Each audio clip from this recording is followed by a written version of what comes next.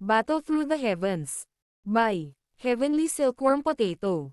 Kabanata 1481. Labanan ng Desperado. Bang! Isang 10,000 talampakan malaking bagyong apoy ang bumangga sa kalangitan sa sandaling ito. Ang nakakatakot na temperatura nito ay nagdulot ng matinding apoy na tumaas sa Eastern Dragon Island kahit na ito ay napakalayo. Ang ilan sa mga mahihinang individual ay nagulat nang malaman na ang dugo sa kanilang mga katawan ay nagsimulang kumulo. Nakakatakot na bagyo. Naging tahimik ang lubhang magulong mga labanan sa Eastern Dragon Island nang lumitaw ang nakakaalansang lupa na bagyong ito. Maraming pares ng mga mata ang napuno ng labis na pagkabigla habang nakatitig sila sa bagyong ito na pumupuno sa kanilang mga tanawin. Kahit na ang isang taong kasing lakas ni Zuan Mo ay nagpahayag ng isang solemna na ekspresyon nang maramdaman niya ang puwersa ng paglipol na ito. Mukhang isang pag-atake ang pinakawalan ng brat na iyon. Biglang nagbago ang ekspresyon ng First Elder mula sa Western Dragon Island. Malaki ang pagkagulat sa boses niya. Ano? Naningkit ang mga talukap ni Zuan Mo at ng isa pang First Elder nang marinig ang balitang ito. Ang kanilang mga puso ay napuno ng hindi paniniwala. Kung sila ay madadala sa isang nakakatakot na pag-atake, hindi sila makakaligtas, ngunit ang gayong pag-atake ay nagmula sa mga kamay ng Advanced One-Star Daosheng. Talagang karapat-dapat siyang maging kaibigan ng Dragon Emperor. Sa tulong niya, ang Dragon Emperor ay maaaring magkaroon ng mas madaling panahon. Nagpalitan ng tingin ang grupo mula sa Eastern Dragon Island. Posibleng makita nila ang saya sa mukha ng isa't isa. Ito ay isang bagay na maaari nilang madama na nasa sabik pagkatapos na makinig sa isang tuloy-tuloy na string ng masamang balita. Mabilis na bumalik ang figure ni Xiaoyan sa loob ng walang laman na kaharian. May lumabas na bote ng jade sa kamay niya habang umaatras siya. Mabilis niyang pinasok ang mga gamot na table task sa kanyang bibig. Ang pagpapakawala ng Yellow Spring Divine Anger at ang pinaka-nakakatakot na 5 kulay na apoy ng lotus na sunod-sunod ay nagpapagod sa kanya. Bukod dito, nabuo din niya ang 3,000 Lightning Illusory Body sa huling sandali at sinamantala ang kawalan ng kakayahan ng 3 Dragon King na maramdaman ang kanilang paligid matapos silang tamaan ng Yellow Spring Divine Anger upang tahimik na lumitaw sa likuran nila. Sa wakas, pinasabog niya ang Angry Buddha Lotus Flame at tuluyang nilamon ang 3 Dragon King sa loob ng pinakamapangwasak na lakas ng Fire Lotus. Ang ilang mga pag-ataking ito na kanyang pinakawalan ay magiging sanhi ng kahit isang dalubhasang 3-star Daosheng, na magdusa ng malubhang pinsala kung sila ay nahuli ng walang bantay. Malinaw na alam ni Xiaoyan ang lakas ng Yellow Spring Divine Anger at ng Angry Buddha Lotus Flame. Ang isa ay nagdadalubhasa sa pag-atake sa kaluluwa habang ang isa naman ay ipinagmamalaki ang isang nakamamatay na pagkawasak. Ang lakas mula sa kombinasyon ng dalawa ay maaaring inilarawan bilang nakakatakot. Ang bagyo ay parang isang natural na sakuna sa walang laman na kaharian dahil naglalabas ito ng nakakatakot na temperatura at parang annihilation wave. Maging si Xiaoyan ay hindi nang ahas na madaling hawakan ang mga assault wave na ito. Kahit na ang Yellow Spring Divine Anger at ang Angry Buddha Lotus Flame ay napakalakas, ang katawan ng isang Ancient Void Dragon ay hindi rin kapani-paniwalang matigas. Bukod pa rito, silang tatlo ay nagtataglay ng mga pambihirang kakayahan. Mahirap silang patayin. Mabilis na kumikislap ang mga mata ni Xiaoyan habang siya ay mabilis na lumipad pabalik. Roar! Ang napakalaking bagyo sa di kalayuan ay marahas na nanginginig habang ang kaisipang ito ay kumikislap sa puso ni Xiaoyan. Ang bilis ng pag-ikot nito ay unti-unting bumagal. Sa wakas, isang dagandong ng dragon na puno ng mabangis na hangarin na pumatay ay inilabas mula sa bagyo.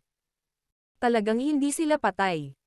Bahagyang lumubog ang puso ni Xiaoyan nang marinig ang dagandong ng dragon na ito. Parang nananaginip talaga siya na gusto niyang patayin ang 3 Dragon King sa isang hampas lang. Bang! Di nagtagal matapos ang pag-ungol ng dragon, isang dragon claw na daan-daang talampakan ang laki ay marahas na pinalawak mula sa bagyo. 3 dragon, na 10,000 talampakan ang haba, ay pilit na sumugod palabas ng bagyo. Ang malalaking dugong pulang dragon na mga mata ay walang katumbas na bisyo habang matamang nakatitig kay Xiaoyan sa malayo. Ang 3 napakalaking dragon na ito ay ang aktwal na anyo ng 3 dakilang hari ng dragon, ngunit ang kanilang mga hitsura ay lubhang miserable. Dumaloy ang dugo mula sa kanilang napakalaking katawan ng dragon na parang mga sapa. Mahigit kalahati ng kanilang kaliskis, na kasing laki ng ulo ng tao, ay nabasag. Tinakpan ng malalalim na sugat ang kanilang mga katawan na parang gullies. Malabo pang ang makakita ng siksik at mapuputing buto sa loob ng mga sugat.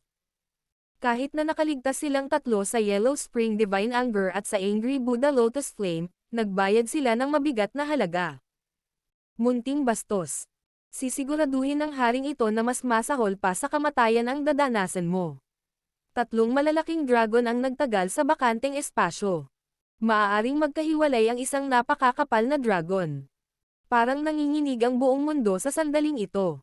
Ang marahas na dagandong ay umalangaw sa walang laman na kaharian na parang kulog bago kumalat sa malayo.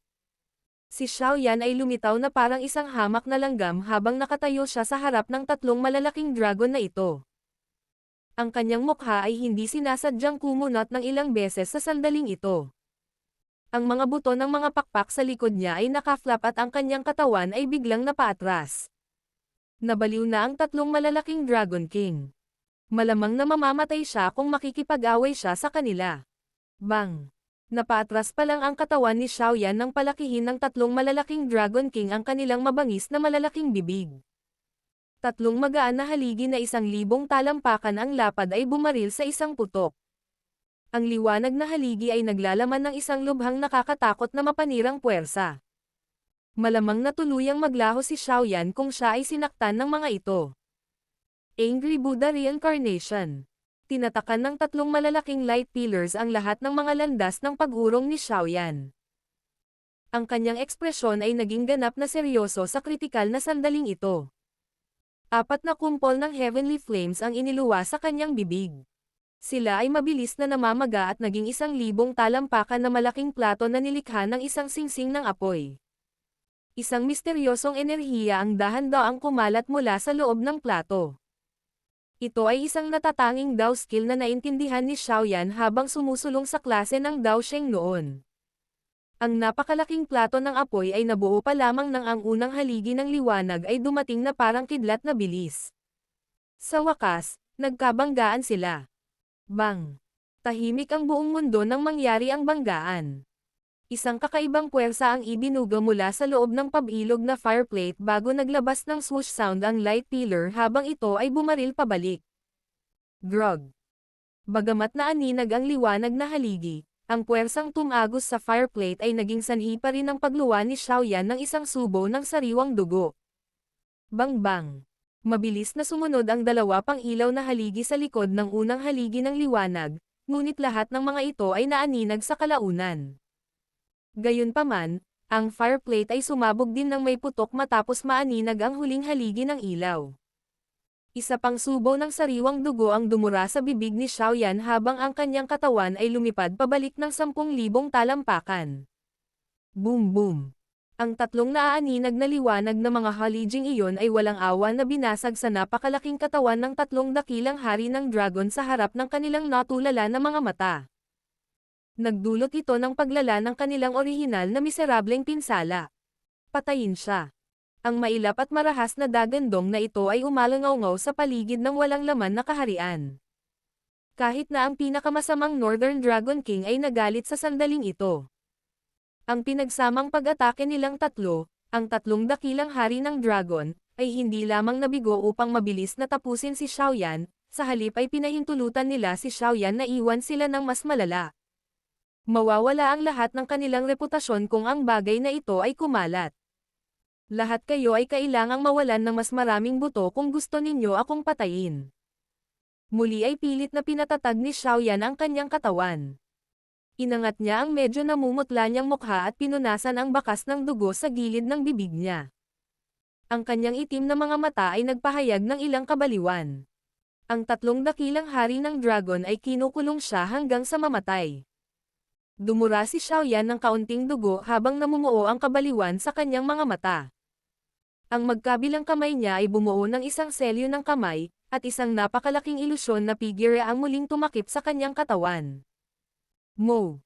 Isang pagkahilo ang kumalat sa ulo ni Xiaoyan nang lumitaw ang ilusyon na figure, ngunit patuloy siyang nagngangalit ng kanyang mga ngipin.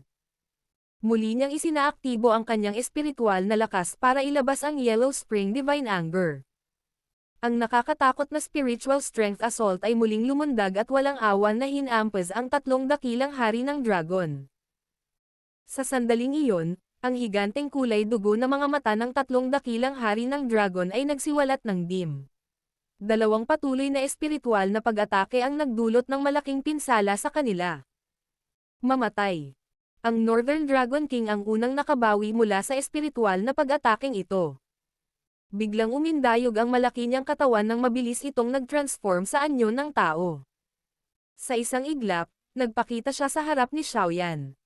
Ang kanyang ekspresyon ay mabangis habang siya ay naghagis ng suntok pasulong, na mabigat na damapo sa dibdib ni Xiaoyan. Grog.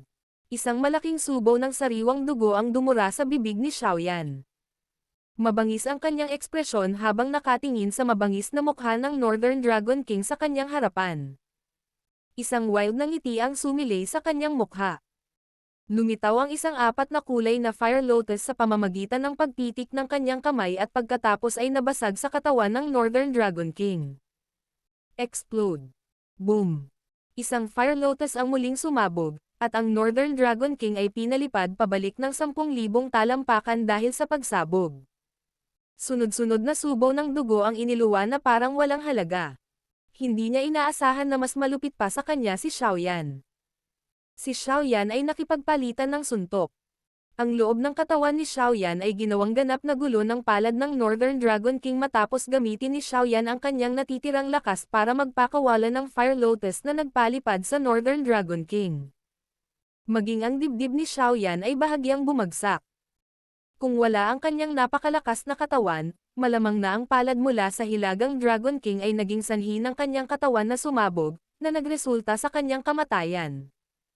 Dalawang magagaan na figure na sinamahan ng nakakapanghinang pagnanasa na nakamamatay ay dumating habang si Xiaoyan ay nagpupumilit na makahinga. Sila ang mga hari ng Southern at Western Dragon. Matangkad pula ang mga mata ng dalawang iyon, at mukhang baliw na sila. Ang tatlong dakilang hari ng dragon ay pinalo sa isang kahabag-habag na kalagayan ng isang miyembro ng nakababatang henerasyon. Ang pag-iisip lamang tungkol dito ay naging sanhi ng makatuwirang pag-iisip ng dalawang iyon upang madaig ng kabaliwan. Munting bastos, pumunta ka at mamatay. Ang ekspresyon ng Southern Dragon King ay mabangis. Ang kanyang braso ay naging isang malaking kuko na walang awa na hamampas sa ulo ni Xiaoyan. Kung tatamaan ng palad na ito si Xiaoyan, sisabog na sana ang ulo ni Xiaoyan sa isang madugong fog. Sa pagtingin sa mabilis na pinalaki na kuko ng dragon sa kanyang harapan, nagsimulang manginig ang katawan ni Xiaoyan sa harap ng nakamamatay na banta. Ang puso sa dibdib ni Xiaoyan ay biglang nagsimulang tumibok ng mabilis. Ang kakaibang bloodline na nakatago sa kanyang dibdib ay nagsimulang tahimik na umagos palabas. Mabilis itong pumasok sa maraming daluyan ng dugo sa loob ng kanyang katawan. Bang! Bang! Bang! Matapos maramdaman ang dugong iyon na dumadaloy sa kanyang mga daluyan ng dugo, biglang naramdaman ni Xiaoyan ang kanyang lakas, na lubos niyang naubos, ganap na bumalik sa isang iglap. Bukod dito, ito ay lumitaw kahit na mas malakas kaysa sa kanyang nakaraang peak na kondisyon. Ito ay, ang biglaang pagbabagong ito ay naging sanhi ng pagkagulat ni Xiaoyan. Mabilis siyang nakabawi at naghahanda ng nagmamadaling umiwas nang biglang sumili ang napakaliwanag na gintong liwanag sa kanyang mga mata. Shi! Nagulat ang mga mata ni Xiaoyan nang dumaan ang gininto ang liwanag dahil nakita niyang nahack off ang braso ng Southern Dragon King. Ang lugar kung saan nabali ang braso ay napakakinis. Mabilis na nawala ang pagkagulat. Biglang ibinaling ni Xiaoyan ang kanyang ulo, at nakita niya ang isang may kulay purple na buhok na dahan-daang naglalakad sa hangin. Isang malalikidong gintong espada ang dahan-daang dumaloy sa kanyang mga kamay habang ang isang mapanirang puwersa ay tahimik na kumalat mula rito. Kasabay nito, isang mahiwagang malamig na boses ang kumalat na may pressure.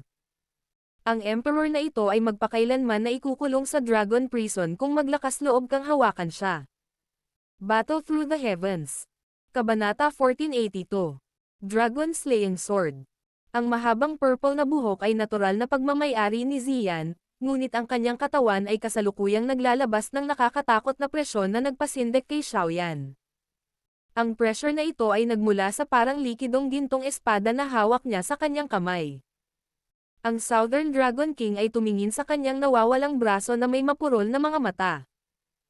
Matapos mag-transform sa isang dragon arm, ang mga depensa ng kanyang katawan ay umabot na sa isang lubhang nakakatakot na antas. Kahit na makatanggap siya ng direktang suntok mula sa isang 5-star na si Dao Sheng, imposibleng maputol ang kanyang braso ng ganoon kadali. Gayunpaman. Dragon Slaying Sword. Ito ba ang Dragon Slaying Sword? Ipinatawag mo ang Dragon Slaying Sword. Ang mapurol na kalagayang ito ay nagpatuloy sa isang iglap bago niya naramdaman ang matinding sakit na ipinadala mula sa nawala niyang braso. Biglang inangat ng Southern Dragon King ang kanyang ulo. Tumingin siya kay Ziyan na naglalakad sa ere. Sa wakas, huminto ang kanyang mga mata sa parang likidong gintong espada na hawak niya. Nanliit ang kanyang mga mata sa laki ng mga butas ng pin habang ang gulat na bulalas na naglalaman ng malaking kawalang paniwala ay umungal mula sa kanyang bibig. Ang puso ng Western Dragon King sa gilid ay nanginginig din. Ang mga matingkad na pulang mata ay nagpakita ng gulat na ekspresyon sa kanila. Nanginginig ang buong katawan niya habang nakatingin sa parang likidong gintong espada sa kamay ni Ziyan. Sa wakas ay lumitaw ang nakakatakot na ekspresyon sa kanyang mukha. Ang Dragon Slaying Sword ay hindi isang sandata. Sa halip, ito ay isang napakalakas na Dao skill na pag-aari ng Ancient Void Dragon Tribe. Ang Dao skill na ito ay maaari lamang ilabas ng Ancient Dragon na nagtataglay ng pinakadalisay na Royal Bloodline. Kahit na ang tatlong dakilang hari ng Dragon ay hindi nagamit ito, ngunit wala ni isa sa kanila ang umasa na ang kasalukuyang Ziyan ay makakatawag nito. Dapat malaman na kahit na ang huling Dragon Emperor ay kailangang abutin ang lakas ng 6-star Dao Sheng bago halos mapatawag ang Dragon Slaying Sword. Gayunpaman, si Ziyan ay nasa unang 4-star Dao Sheng class lamang. Ang Dragon Slaying Sword, gaya ng ipinahihiwatig ng pangalan nito, ay partikular na ginamit upang pumatay ng mga dragon. Ito ay maaaring ituring na isang pamamaraan na pagmamay-ari lamang ng Dragon Emperor. Maliban kung ang lakas ng isang tao ay higit na nalampasan ang sinaunang dragon na may hawak ng Dragon Slaying Sword, ang sinaunang dragon ay magiging kasing mahina ng beancurd sa ilalim ng espada. Dragon Slaying Sword. Lahat ng tao sa Eastern Dragon Island ay nanlamig sa sandaling ito. Nagtaas sila ng ulo. Lahat ng kanilang mga mata ay naglalaman ng matinding takot habang tinitingnan ang figurang nakatayo sa walang laman na espasyo. Kahit ang isang dalubhasa tulad ni Zuan Mo ay hindi sinasadyang naramdaman ang panginginig ng kanyang katawan. Lahat sila ay nakaramdam ng takot at takot na nagmula sa kanilang kadugo. Ang Dragon Slaying Sword ang pinakakinatatakutan ng lahat ng Ancient Void Dragon sa kanilang mga puso. Talagang ipinatawag ng Dragon Emperor ang Dragon Slaying Sword. Ang maraming elder sa Eastern Dragon Island ay nanginginig habang nakatingin sila sa walang laman na kaharian. Tuwang-tuwa sila kaya bumagsak ang mga luha sa kanilang mga mukha. Ang isang Dragon Emperor na maaaring tumawag sa Dragon Slaying Sword ay isang tunay na Dragon Emperor. Kaya naman, mula sa sandaling ito, sa wakas ay may awtoridad na si Ziyan na utusan ang buong tribo ng Ancient Dragon. Ang Dragon Slaying Sword ay lumitaw na. Halatang-halata kung sino ang Dragon Emperor. Lahat kayo ay dapat tumigil sa pagiging matigas ang ulo. Mag-ingat na mapunta sa isang kakilakilabot na kalagayan kapag ang Dragon Slaying Sword ay bumaba sa inyong ulo sa hinaharap. Ang First Elder mula sa Eastern Dragon Island ay lumutang sa hangin at umungal ng malakas habang may hawak na hugis dragon na tungkod sa kanyang kamay. Nagbago ang ekspresyon ng ilan sa mga mandirigma mula sa tatlong Dragon Island nang marinig ang dagandong na ito. Maging si Zuanmon at ang iba pang dalawang elder ay hindi nang ahas na magbitaw ng kahit isang salita sa sandaling ito. Ang presyon ng Dragon Slaying Sword ay nag-radiate sa walang laman na kaharian na nagdulot sa kanila ng labis na pagkabalisa. Naramdaman nila na ang bagay na maaaring pumatay sa isang dragon na parang nangangatay ng manok ay biglang bababa at mahuhulog sa kanilang mga ulo. Bang-bang! Binalot ng katahimikan ang Eastern Dragon Island. Makalipas ang ilang sandali, hindi na kayanan ng ilang mandirigma mula sa tatlong isla ang pressure na nagmula sa kanilang bloodline. Lumuhad sila sa bakanteng espasyo sa di kalayuan. Di nagtagal pagkatapos lumuhad ang unang grupong ito ng mga tao, dumaraming bilang ng mga sinaunang dragon ang nagsimulang pumili pagkatapos maghirap, at sa huli, pinili nilang sumuko. Ang mga ekspresyon ni Zuan Mo at ng iba pang makapangyarihang itaas na echelon ng tatlong isla ay unti-unting namutla nang makita ang mas maraming mandirigma na lumuhad. Alam nilang napagdesisyonan na ang sitwasyon ngayon. Sa hinaharap, ang Eastern Dragon Island ay tiyak na malalampasan ang tatlong dakilang Dragon Island. Bilisan mo at umalis ka. Pilit na pinigilan ng Western Dragon King ang lagim sa kanyang puso nang ang sitwasyon ng Eastern Dragon Island ay lubhang nagbago. Isang galit na galit ang tumunog at ang kanyang katawan ay agad na napaatras. Ang Southern Dragon King ay walang pakialam sa kanyang putol na braso. Bakas sa mukha niya ang gulat nang umatras siya. Mga taksil. Dragon Slaying Sword, patayin. Ang lilang mga mata ni Ziyan ay kumikislap sa dalawang umaatres na figure na may malamig na pagwawalang bahala. Isang malamig na boses na nakakapagpalamig ng buto ang lumabas sa kanyang bibig, at ang Dragon Slaying Sword ay dahan-daang itinaas at inindayog sa Western Dragon King. Bumaba ang espada. Isang kakaibang pagbabago-bago ang bumalot mula sa dulo ng espada na tila bilis ng kidlat. May naramdaman ang Western Dragon Island sa sandaling bumaba ang espada. Lalong tumindi ang takot sa kanyang mga mata nang lumabas ang mahinang dagandong sa kanyang bibig. Ang sunod-sunod na patong ng kaliskis ng dragon ay tumaas sa kanyang ulo, katawan, braso, at kalahati ng kanyang katawan. Ang mga kaliskis ng dragon na ito ay naglalaman ng kakaibang kinang na parang hindi nababasag. Gayunpaman, ang napakalakas na depensang ito ay gumuho sa isang maikling sandali. Ang kakaibang enerhiyang iyon na ibinubugaw mula sa Dragon Slaying Sword ay tumagos sa mismong kalawakan at dahan-dahang tumama sa kanyang katawan. Grog. Lumipas ang pagbabago at agad na namutla ang ekspresyon ng Western Dragon King. Isang subo ng sariwang dugo ang tumalsik habang nakayuko sa gulat. Nakita niya ang isang malaking parang ganid na sugat na dumudulot sa kanyang balikat habang patungo ito sa kanyang baywang. Ang matigas na kaliskis ng dragon na tumatakip sa kanyang katawan ay nahati na parang bean curd. Ang hiwa ay napakakinis habang ang sariwang dugo ay gamulong pababa sa ilalim ng kaliskis ng dragon. Malabo pang ang nakikita ng isa ang mga gumagalaw na laman loob sa loob. Isang slash lang ang kailangan para mapinsala ang Western Dragon King. Ang lakas ng Dragon Slaying Sword ay talagang masasabing nakakatakot laban sa isang Ancient Void Dragon. Isang malungkot na tili ang umalangaw mula sa bibig ng Western Dragon King bilang isang sigaw na nanginginig sa lupa. Isang matinding sakit na tumagos sa kanyang mga buto dahilan para manginig ang kanyang katawan. Sunod-sunod na alon ng pagkahilo ang patuloy na sumasalakay sa kanyang isipan.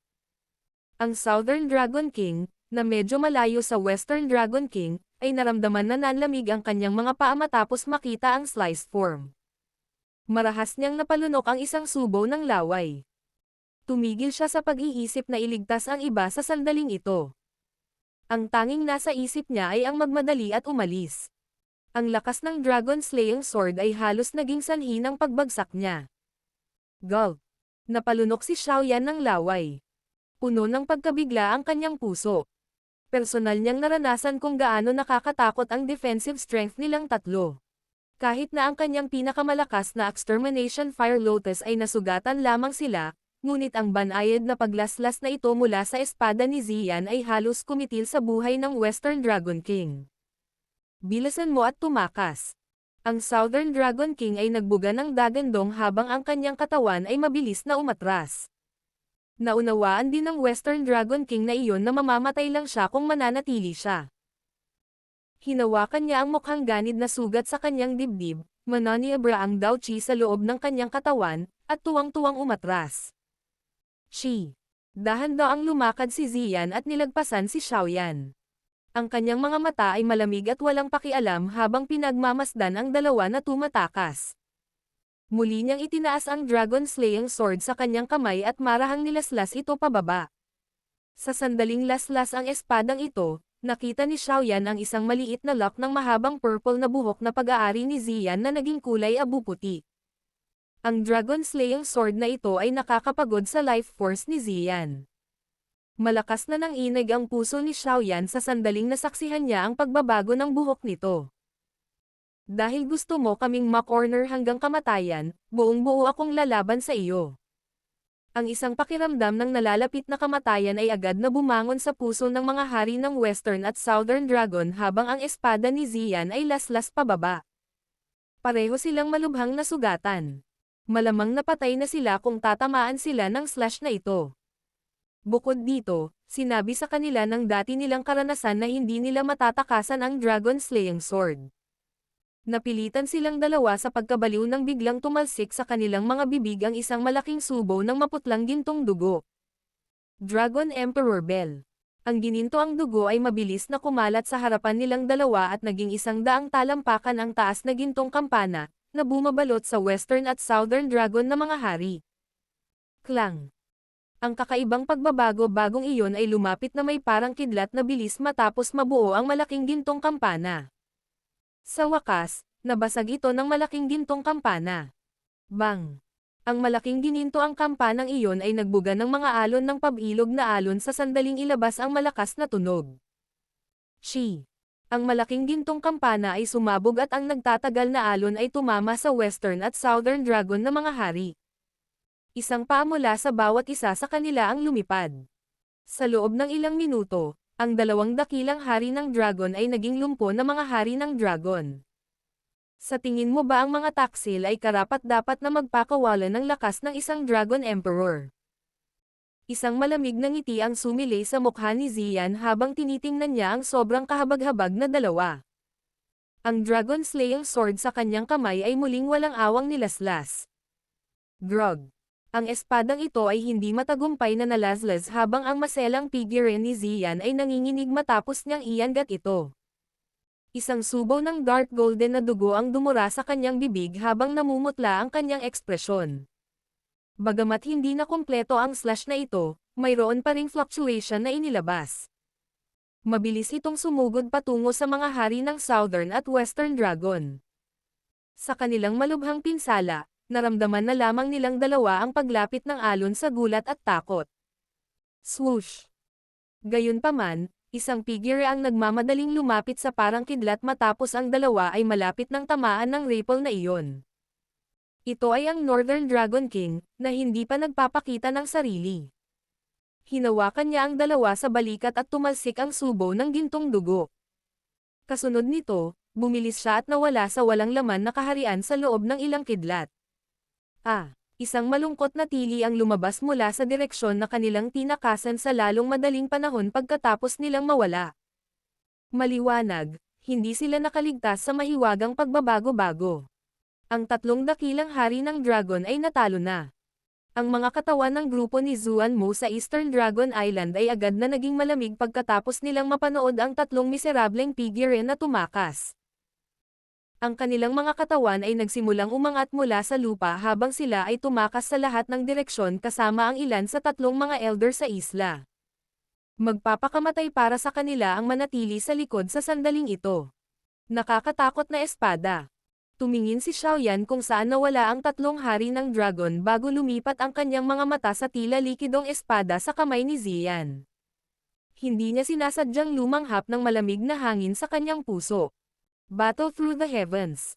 Kabanata 1483. Pagtatapos ng digmaan. Grog.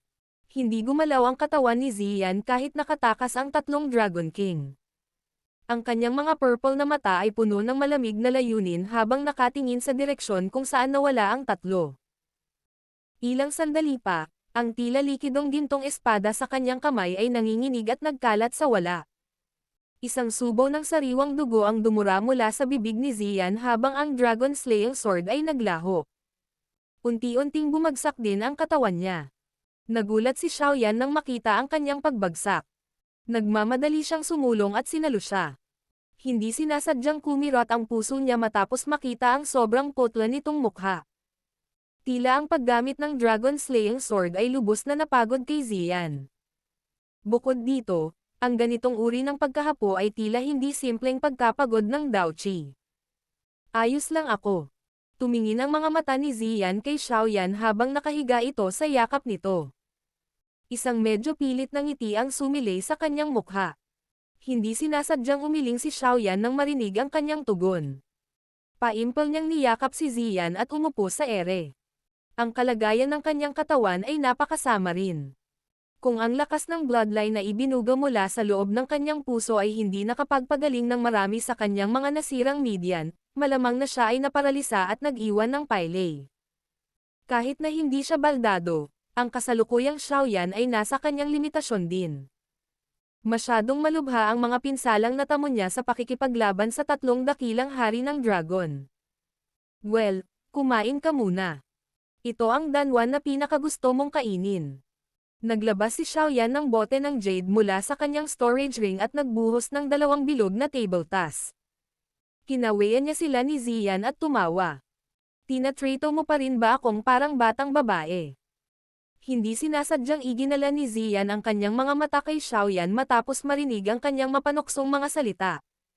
Walang pag-aalinlangan niyang kinuha ang mga tabletang iyon at pinasok sa kanyang bibig, ngunit ang paraan ng pagkain niya sa mga tabletang ito ay walang alinlangan na mas pino kaysa dati. Hindi niya basta-basta nilalamon ang mga ito tulad noong bata pa siya. Dragon Emperor. Ang grupo ng First Elder ng Eastern Dragon Island ay mabilis na lumipad mula sa ibaba. Pagkatapos nito, huminto sila sa isang maikling distansya mula kay Ziyan at magalang na tumawag. Medyo mataktika sila. Napasulyap lang silang lahat sa kanilang dalawa bago nagmamadaling ibinaba ang kanilang mga ulo. First Elder, maayos ba ang Eastern Dragon Island? Isang bahagyang pamumula ang lumitaw sa maputlang mukha ni Ziyan matapos makita ang mga elder na ito na nakayuko. Mabilis niyang nabawi ang kanyang kalmado at pilit na tumayo mula sa yakap ni Xiaoyan. Nabawi ng kanyang medyo mahinang boses ang pressure dito. Sa pag-uulat sa kamahalan, maayos ang Dragon Island. Maraming miyembro ng 3 malalaking Dragon Island ang tumakas. Gayunpaman, medyo marami ang miyembro mula sa Ancient Void Dragon Tribe na piniling manatili sa ating Eastern Dragon Island. Magalang na sagot ng First Elder. Ang mga taong binanggit niya ay natural na mula sa 3 isla na nakaluhod kanina. Oo, pansamantalang tanggapin at bantayan sila. Baka may especially iya mula sa 3 isla sa kanila. Bahagyang tumango si Ziyan at sumagot. Naiintindihan. Paano ang 3 dakilang hari ng dragon? Tumango ang First Elder bago nag-alinlangan na nagtanong. Ang 3 dakilang hari ng dragon ay ang pinakamalaking hadlang sa muling pagsasama-sama ng tribo ng sinaunang dragon. Ang Western at Southern Dragon Kings ay pinutol ko ang kanilang mga paa. Kahit na sila ay makabangon sa hinaharap, ang kanilang lakas ay tiyak na mababawasan. Ang Northern Dragon King lamang ang hindi makakamit ang anumang bagay na mahusay. Kapag ang Eastern Dragon Island ay gumaling, maglulunsad tayo ng counterattack at kumpletuhin ang pag-iisa. Isang matalim na ekspresyon ang bumungad sa mga lilang mata ni Ziyan habang nagsasalita siya sa mahinang boses. Marahil ito ay dahil mayroon siyang konstitusyon ng isang Dragon Phoenix, ngunit may pressure na dumadaloy mula sa kanyang mga salita nang magsalita siya. Sa harap ng panggigipit na ito, maging si Xiaoyan ay tahimik na nakaramdam ng kaunting hindi makapagsalita. Mahirap isipin na ang sobrang sakam na batang babae ay magiging ganito kabanggas pagkatapos lumaki. Naiintindihan. Nakahinga ng maluwag ang grupo ng First Elder matapos marinig ang kanyang tugon. Magalang nilang sagot. Wala sa mga nang-ahas na manatili pa habang sila ay yumuko at lumipad pabalik sa Eastern Dragon Island. Si Ziyan, na humawak ng Dragon Slaying Sword kanina, ay naging dahilan upang makaramdam sila ng takot sa kanilang mga puso. Nilinggan lamang ni Ziyan ang kanyang ulo pagkatapos makita ang First Elder at ang iba pa na umalis, para lamang makita ang medyo kakaibang ekspresyon ni Xiaoyan. Nagulat siya nang magtanong. Ano ito? Ang Dragon Emperor, isa itong malaking sombrero na isusuot. Umiling si Xiaoyan at bumuntong hininga. Kung ikukumpara nitong si Ziyan, mas gusto pa rin niya ang inosente at buhay na batang babae na gustong manatili sa tabi niya buong araw para kumain. Ito ay hindi bilang kung ako ay naglagay sa hangin sa harap mo. Bakit kailangan mong magbuntong hininga? Napatingin si Ziyan kay Xiaoyan. Bigla siyang lumapit sa kanya. Isang masamang ngiti ang lumitaw sa kanyang napakagandang mukha habang sinabi niya. Hindi mo ba gusto ang hitsura na ito? Madalas kitang nakikitang nakatutok ang iyong mga mata sa katawan ni Big Sister Kailin noong nakaraan. Ubo, kalokohan. Namula ang mukha ni Xiaoyan habang sinulyapan si Ziyan. Ang tono niyang iyon ay parang ang gaaman at walang pusong kaunti mula noon. Hihihi. Tinakpan ni Ziyan ang kanyang bibig at mahinang tumawa. Pagkatapos nito, mabilis siyang tumigil sa pagtawa, tumingin kay Xiaoyan, at sinabing. Maraming salamat sa pagkakataong ito. Kung hindi mo napigilan ang tatlong Dragon King ng ganoon katagal at malubhang nasugatan sila, itong wala pang gulang na Dragon Slaying Sword ko ay hindi makakagawa ng ganoong pagpigil. Hindi na kailangang magpasalamat sa akin.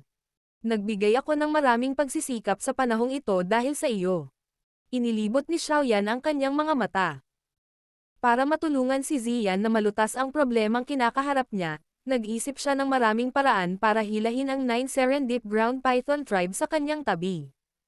Bukod dito, napatay at nahuli pa niya ang mga eksperto mula sa tribo ng Heaven Demon Phoenix sa daan. Binyantaan niya ang mga ito na may mga hostage para mapilitan silang umatras. Pagkatapos magmadali, nakipagdigma pa siya sa isang madugong labanan sa tatlong dakilang hari ng dragon. Kung hindi dahil sa malakas niyang katawan, baka tuluyan na siyang mamatay. Siyempre, dahil sa karakter ni Xiaoyan, natural na hindi niya babanggitin kung ano ang ginawa niya para sa kanya. Ikinumpas niya ang kanyang kamay at nagmamadaling bumalik sa Eastern Dragon Island. Kakagalaw lang ng kanyang katawan nang bumuga ng mga alon ng matinding sakit mula sa kanyang kumikibot na mga meridian. Namula ang kanyang mukha habang dahan-daang nilalanghap ang malamig na hangin. Ito ay napakaraming taon, ngunit gusto mo pa ring maglagay ng isang malakas na harapan. Dapat kang magpagaling sa Eastern Dragon Island sa panahong ito.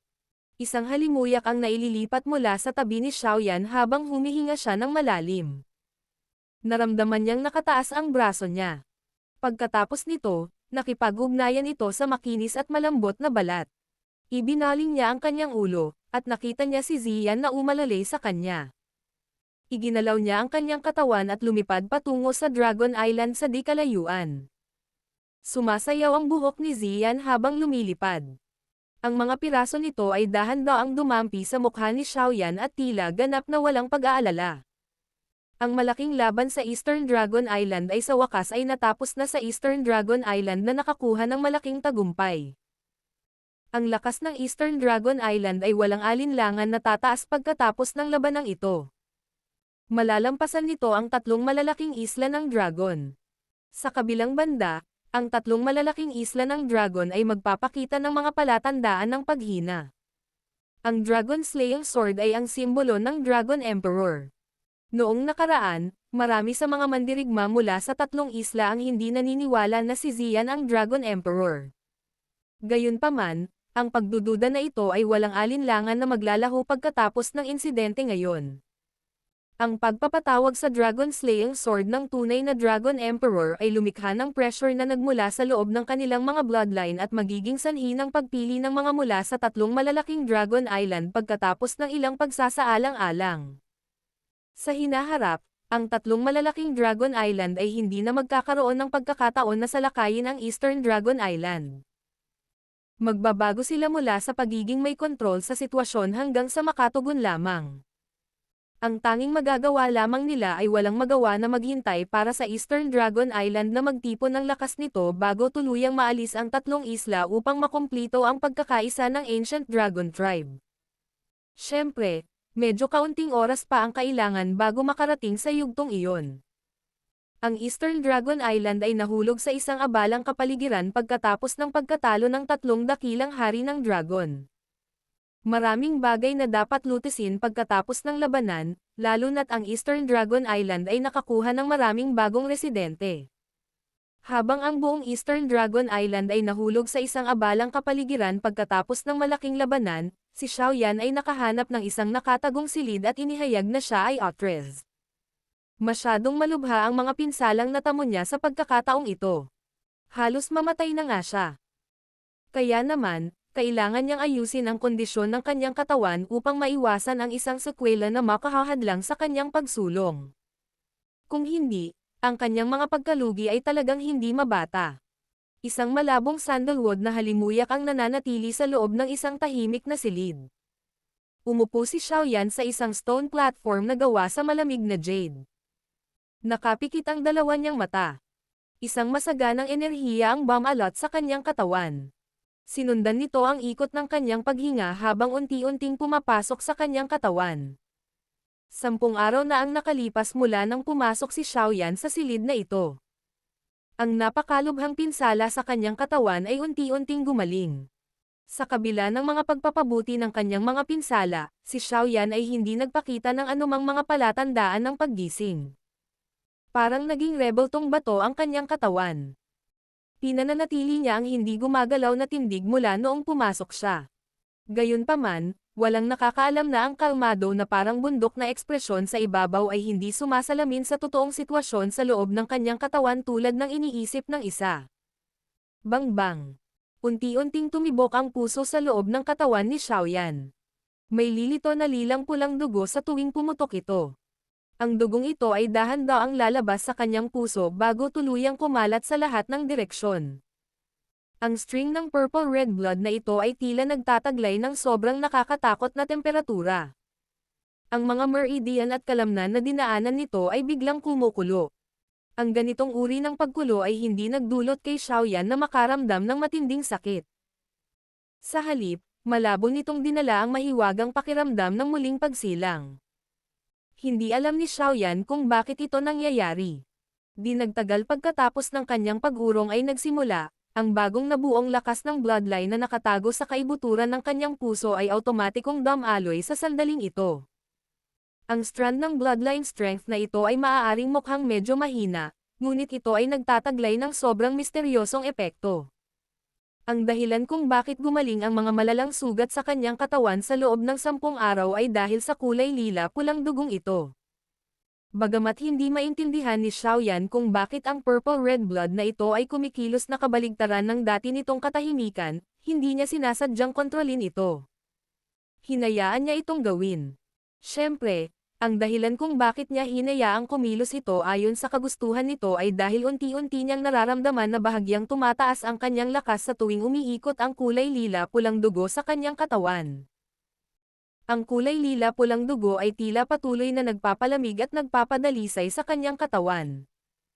Ang pagpipino na ito ay walang alinlangan na mabuti para kay Xiaoyan. Kaya naman, hindi niya hinadlangan ang proseso. Sa takbo ng panahon, unti-unti siyang pumasok sa mala-slumber state. Ang kanyang puso ay patuloy na tumibok ng dahan-dahan sa isang maindayog na paraan habang siya ay nakatulog. Dumaloy ang mga butil ng purple-red na dugo at walang sawang pino ang mga meridian at laman ni Xiaoyan. Siyempre, sa ganitong ugali, unti-unting tumaas ang aura ni Xiaoyan habang siya ay mahimbing na natutulog. Battle Through the Heavens. Kabanata 1484. Two-star Daosheng.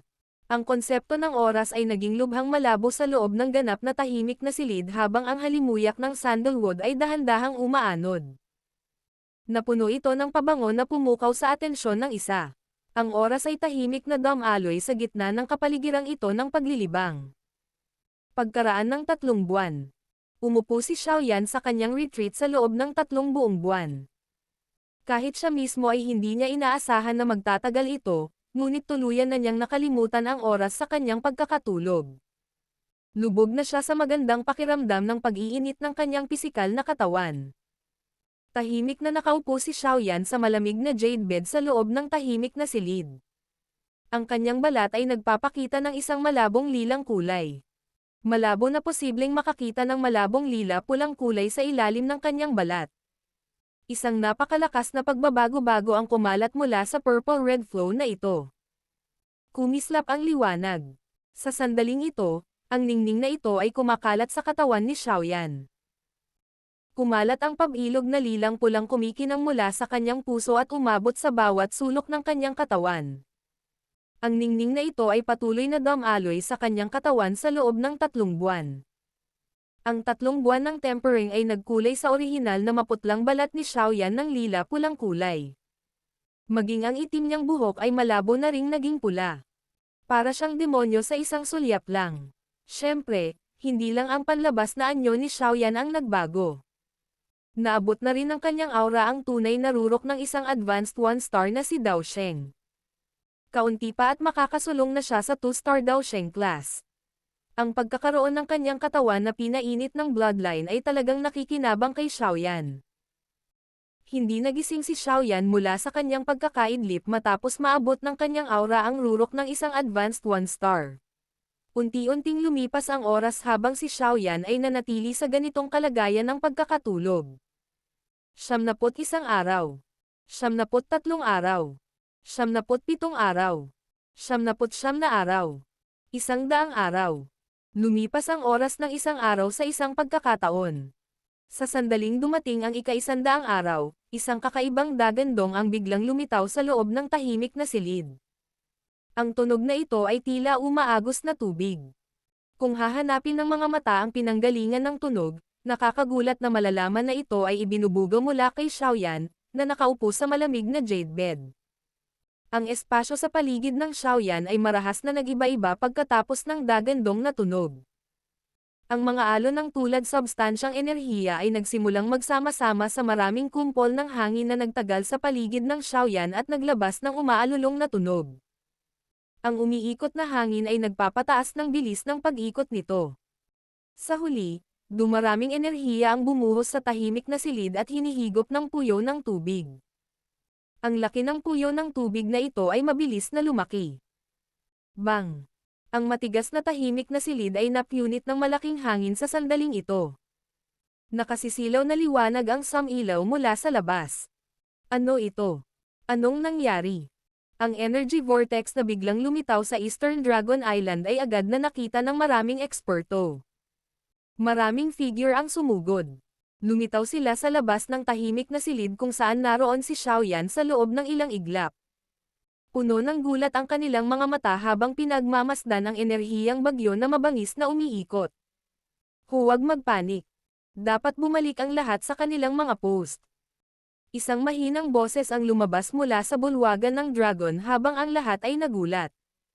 Ang isang pares ng mga figure ay nagmamadaling lumapit at lumitaw sa kalangitan. Ang mga figure na iyon ay si Ziyan at ang grupo ng Little Fairy Doctor. Ang mga miyembro ng Ancient Void Dragon Clan ay nagmamadaling yumoko nang makita si Ziyan.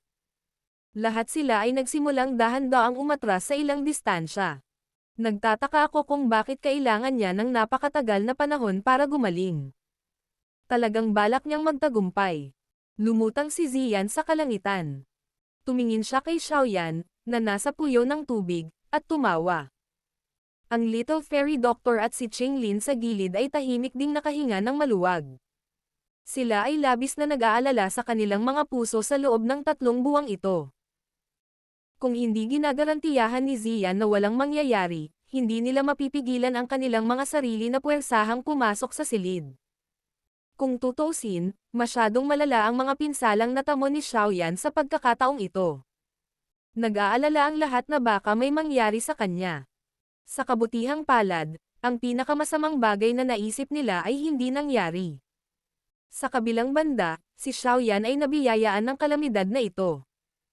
Hiniram niya ang lakas ng bloodline sa loob ng kanyang katawan para subukang maabot ang 2-star Dao Sheng class. Si Brother Xiaoyan ay talagang isang pambihirang tao. Isa lamang siyang inisyal na Dao Sheng ilang buwan na ang nakararaan. Ngayon, nakakaranas siya ng pagkakataon na magtagumpay sa pangalawang bituin. Si Yao Ming sa gilid ay nagpakawala rin ng taos-pusong papuri. Bagamat paminsan-minsan ay babalik siya sa 9 Serendip Ground Python tribe sa panahong ito, ginugol niya ang halos lahat ng oras niya sa Eastern Dragon Island. Naging mahirap para sa kanya na humanap ng pagkakataong makakuha ng malaking suporta tulad ng Ancient Void Dragon. Natural, susubukan niyang maghanap ng maraming pagkakataon hanggat maaari, lalo na ngayong ang Eastern Dragon Island ay nagpapakita ng mga palatandaan ng muling pagsasama-sama ng Ancient Void Dragon Tribe. Habang pinag-uusapan ng lahat sa kalangitan ang pagbabagong anyo ni Xiaoyan, ang enerhiyang bumuhos sa puyo ng tubig mula sa paligid ay naging mas nakakatakot. Sa huli, nagiging malapot pa ang puyo ng tubig. Ang mga patak ng enerhiya ay malabo na makikitang lumulutang sa paligid ng vortex.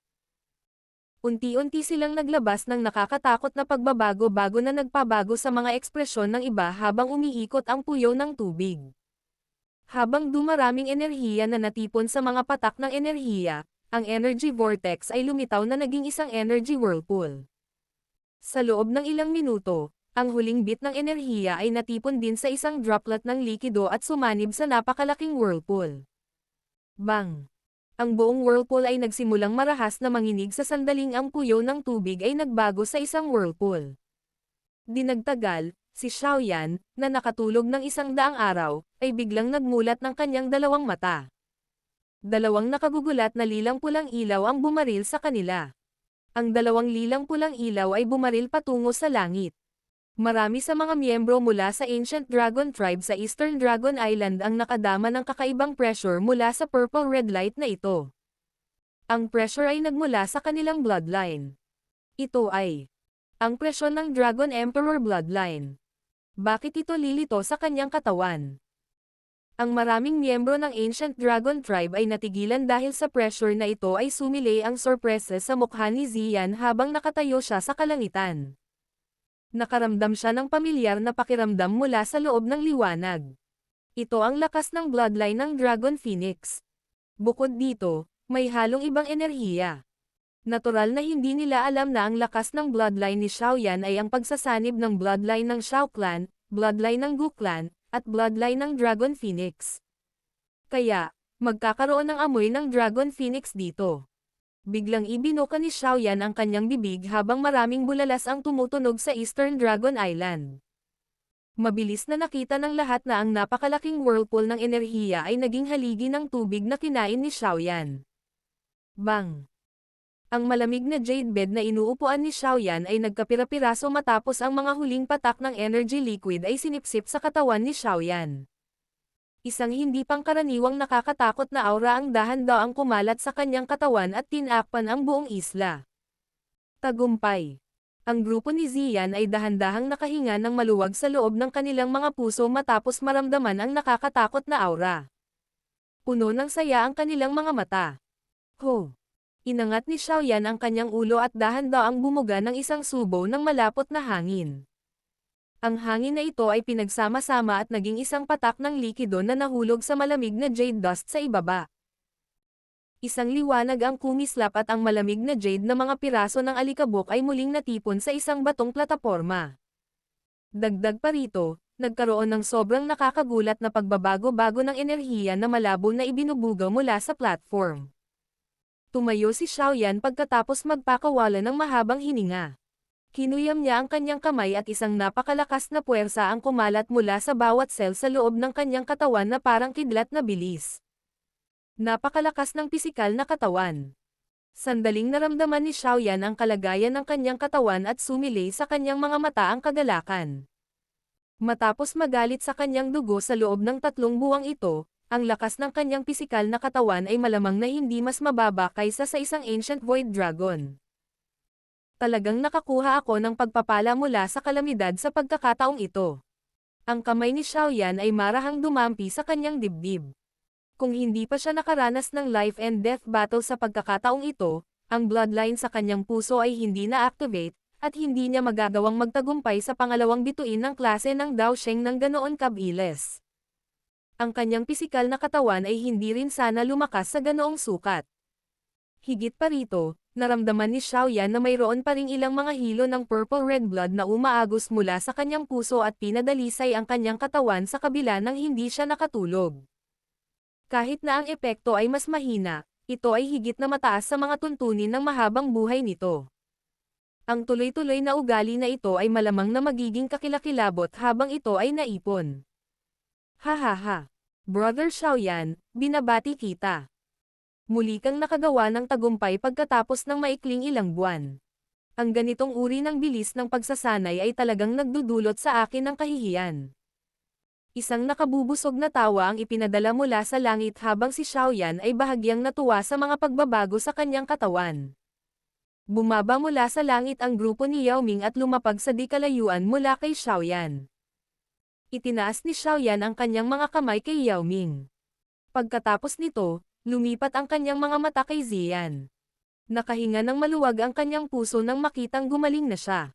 Tila naka-recover na rin si Ziyan sa kanyang mahinang estado noon. Gaano katagal ang pag-urong kong ito?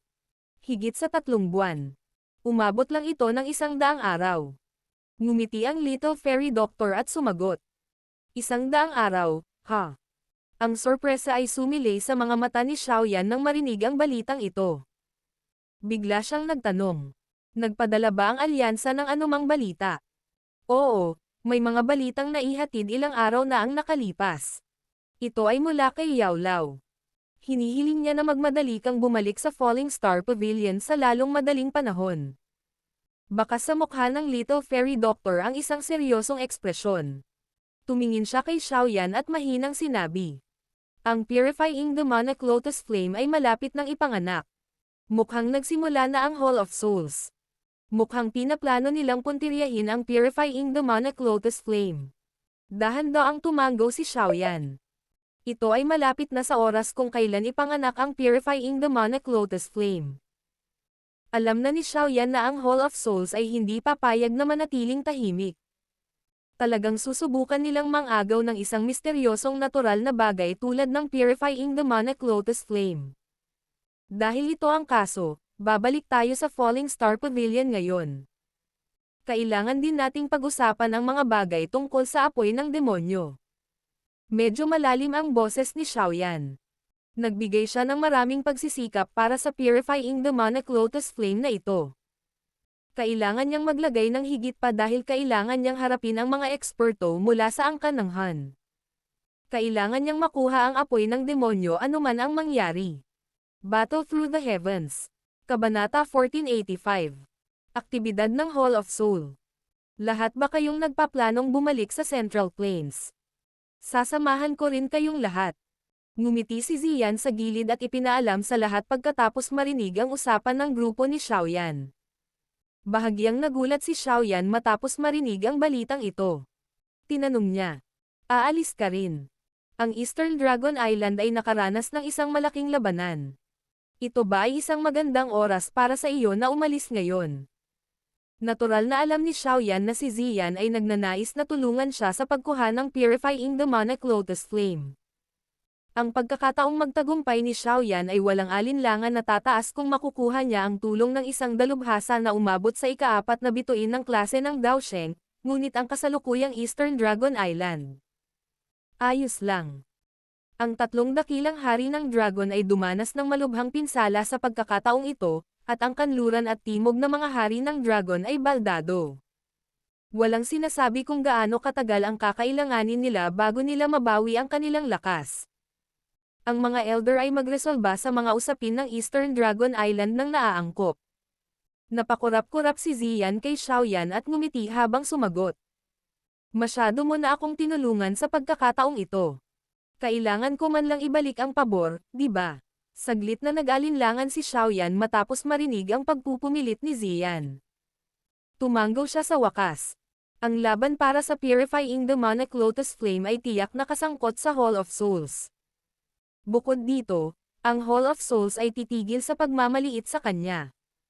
Sa makatuwid, ang mga eksperto na kanilang ipapadala ay tiyak na magiging malakas. Mas ligtas kung sasamahan sila ng isang eksperto ng lakas ni Ziyan. Kailan tayo aalis? Ang mga mata ni Ziyan ay nagpahayag ng ilang kasabikan pagkatapos na sumuko si Xiaoyan. Ang kanyang tono ay tila nagpapahiwatig na hindi siya makapaghintay na lumabas. Tiningnan siya ni Xiaoyan na may medyo kakaibang ekspresyon. Hindi kaya nairita ang babaeng ito nang manatili sa Eastern Dragon Island na ito at ginagamit ang pagkakataong ito para lumabas at magpahinga. Dahil wala nang anumang isyo na dapat harapin, dapat na tayong umalis. Bukod pa rito, pinuno ng tribo na si Yao Ming, mangyaring tulungan akong bantayan si Kailin kapag bumalik ka sa Tribong 9 Serendip Brown Python. Sa tatlong hostage ng tribo ng Heaven Demon Phoenix, pakakawalan muna natin si Jiufang. Kung hindi, maaari silang gumawa ng isang bagay na marahas sa kanilang pagkabalisa. Patuloy na ikukulong sina Quanfeng at Yingfeng sa Eastern Dragon Island. Nagagawa pa rin silang pigilan ng dalawang Daosheng. Bukod pa rito, ang tatlong malalaking isla ng dragon ay dumanas ng isang malungkot na pagkatalo. Maging ang tribo ng Heaven Demon Phoenix ay malamang na hindi maglalakas loob na subukang iligtas sila. Lumingon si Xiaoyan at ngumiti habang kausap si Yao Ming. Bagamat medyo malakas si Yao Ming, kamakailan lang ay nabawi niya ang posisyon ng punong tribo. Bukod dito, nasaktan pa niya ang tribo ng Heaven Demon Phoenix. Natural, hindi siya maaaring malayo ng masyadong matagal. Kaya naman, hindi humingi ng tulong si Xiaoyan. Oo, ngumiti si Yao Ming at tumanggo. Ikinulong niya ang kanyang mga kamay habang nakaharap kay Xiaoyan habang sinasabi niya.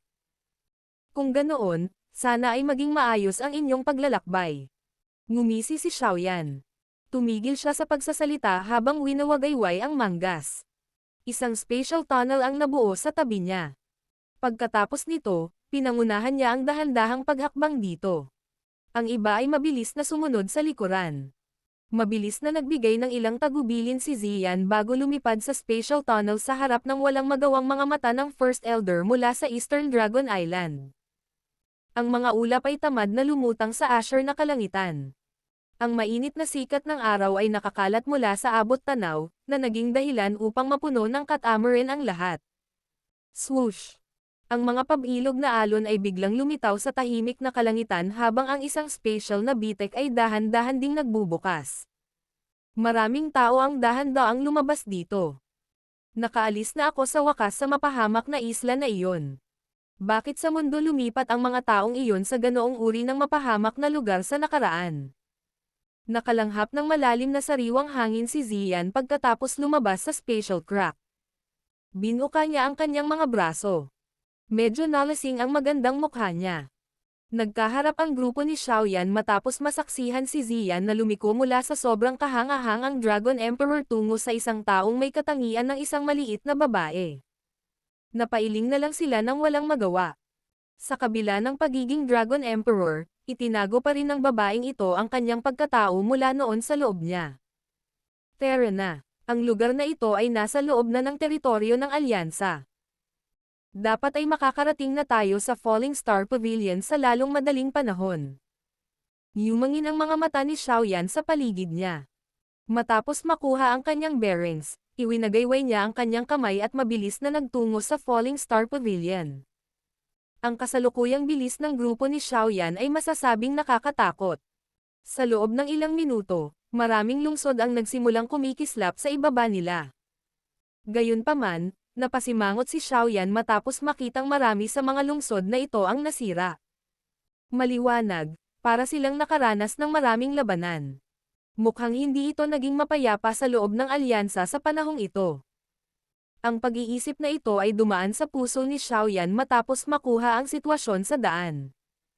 Ang kanyang bilis ay biglang bumilis nang ang kanyang katawan ay nawala sa abot tanaw sa isang flash. Sina Yao Lao, Ancestor Hao Yun, ang First Elder mula sa Peel Tower, at ilang iba pa ay lahat ay nagtipon sa loob ng isang malaking bulwagan sa pangunahing gusali ng Falling Star Pavilion. Medyo madilim ang mga ekspresyon nila. Malinaw na masama ang kanilang kalooban.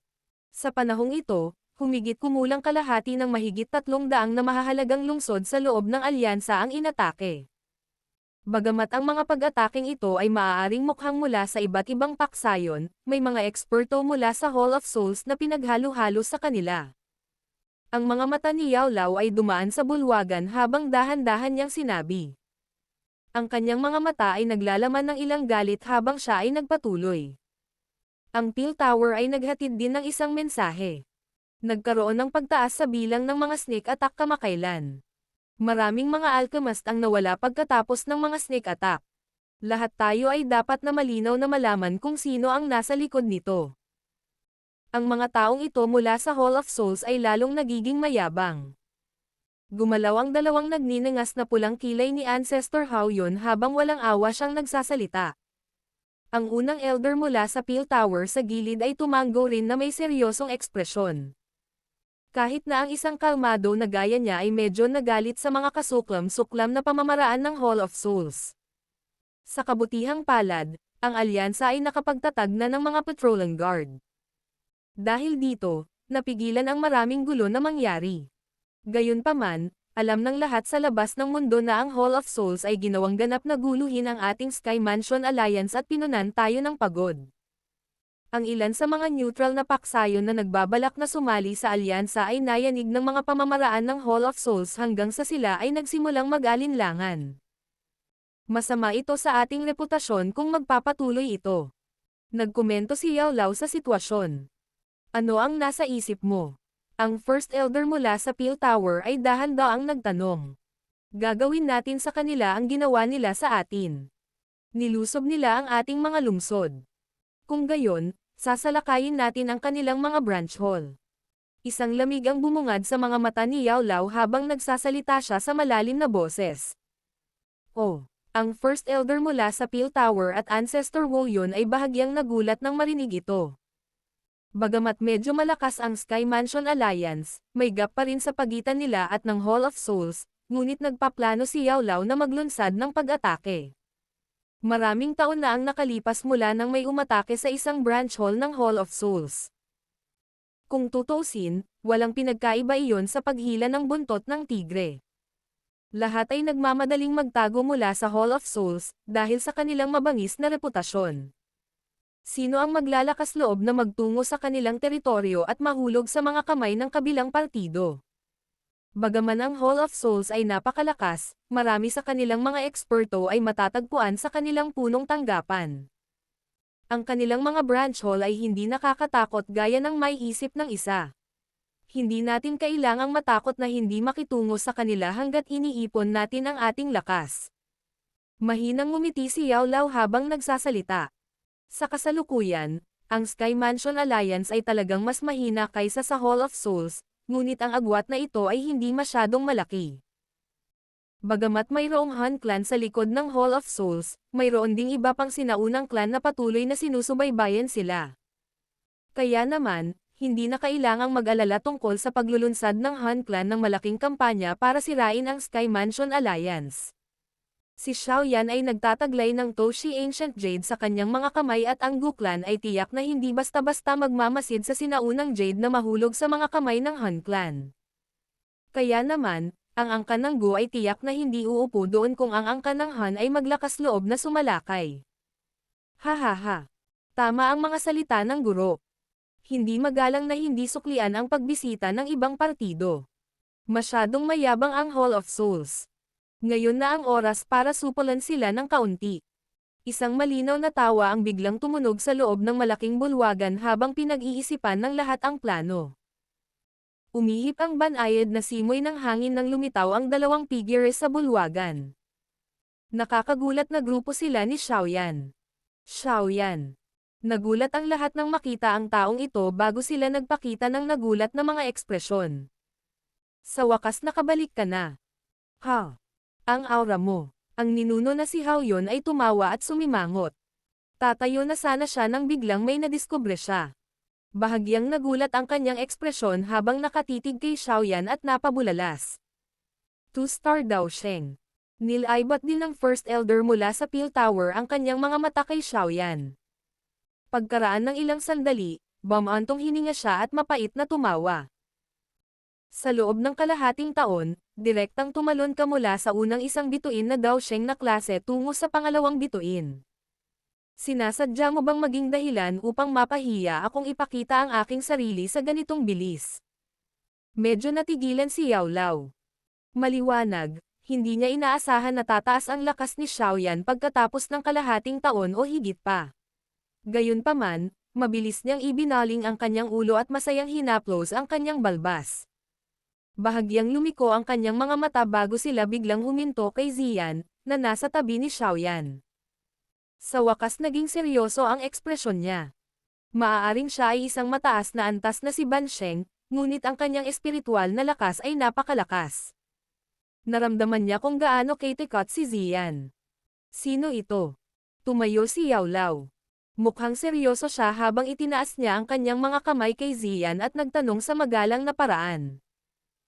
Si Ancestor Wu yun sa tabi at ang unang elder ng Peel Tower ay tila nakita rin ang nakakatakot na taong ito pagkatapos tretuhin ni Yao Lao si Zian ng magalang na posture.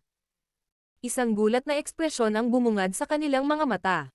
Paano ibinalik ni Xiaoyan ang napakalakas na pag-iral pagkatapos umalis sa isang paglalakbay? Si Zian ay hindi sinasadya na medyo napahiya matapos makita si Yao Lao na napakagalang. Nakilala niya si Yao Lao noong nakaraan, ngunit noon, siya ay nagtataglay pa rin ng hitsura ng isang maliit na batang babae. Guro, siya si Zian. Nakilala mo na siya dati. Ngumiti si Xiaoyan at sinabing. Gayunpaman, siya ang Dragon Emperor ng Ancient Void Dragon Tribe. Nandito siya para tulungan akong makuha ang Purifying Demonic Lotus Flame. Ang Dragon Emperor ng Ancient Void Dragon Tribe. Ang puso ni Ancestor Hao Yun at ng First Elder ng Peel Tower ay tumibok ng husto nang marinig ang titulong ito. Nagpakita ang kanilang mga mata ng kawalang paniwala habang nakatingin sila kay Xiaoyan. Hindi sila makapaniwala na maaari niyang kaibiganin ang gayong nakakatakot na pag-iral.